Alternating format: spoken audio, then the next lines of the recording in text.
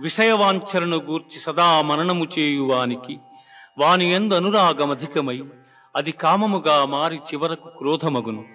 క్రోధము వలన అవివేకము కలుగును. దీని వలన జ్ఞాపక శక్తి నశించి దాని ఫలితముగా మనుజుడు బుద్ధిని కోల్పోయి చివరకు అధోగతి చెందును.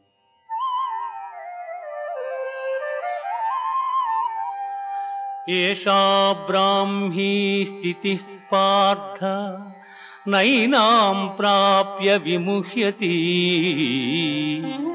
స్థిత్వా స్యామంతకాలేపి బ్రహ్మ నిర్వాణమృచ్ఛతి. బ్రహ్మ నిర్వాణమృచ్ఛతి.